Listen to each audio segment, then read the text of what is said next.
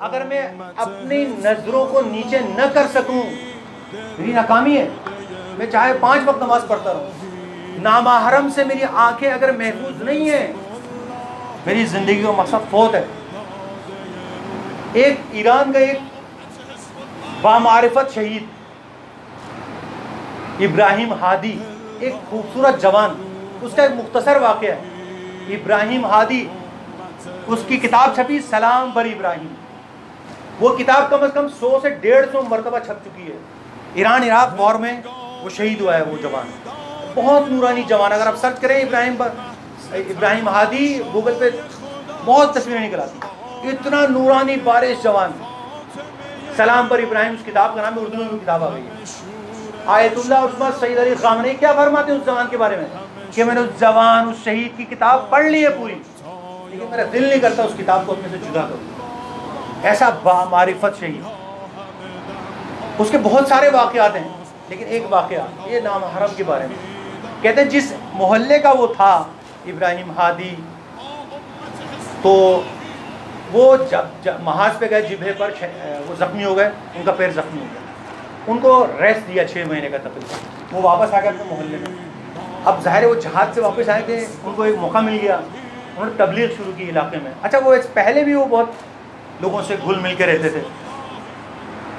वो हर किसी का काम बेलोस तरीके से करते थे, हर किसी का मसला हल करते थे। किसी के घर में पानी नहीं आ रहा हो, किसी के घर में कोई काम करने वाला ना हो, सौदा लाने वाला ना हो, जमात भी कराते थे मोहल्ले में। ऐसा मामूली जमात नहीं था, मेरी तरह बहुत परहेजगार।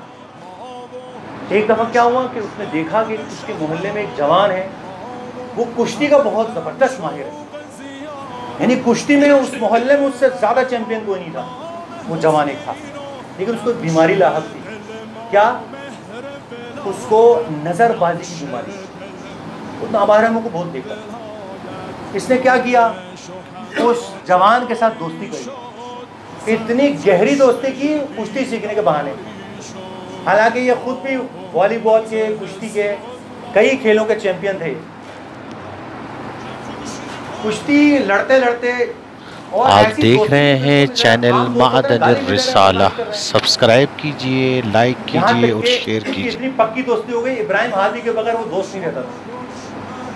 जब उनको यकीन हो गया कि ये मेरा पक्का दोस्त बन गया है, एक दिन बातों बातों में उसने सवाल किया, कहा कि देखो तुम मेरे बहुत अच्छे दोस्त हो, मैं भी तुम्हारा दोस्त हूँ, अगर तुमसे एक सवाल करूँ, नाराज तो नहीं? कहा कि अगर तुम्हारी बहन को कोई देखे नामहरम मर्द, तुम्हें कैसा लगेगा? मैं उसकी आंखें निकाल दूंगा। अच्छा, तुम्हारी अगर वालिदा की चादर पर कोई हाथ डाल दे तो मैं उसके हाथ काट के रख दूंगा। इब्राहिम हादी ने कहा, माशाल्लाह तुम बहुत बागैरत हो, और गैरतमंद को ऐसा ही होना चाहिए।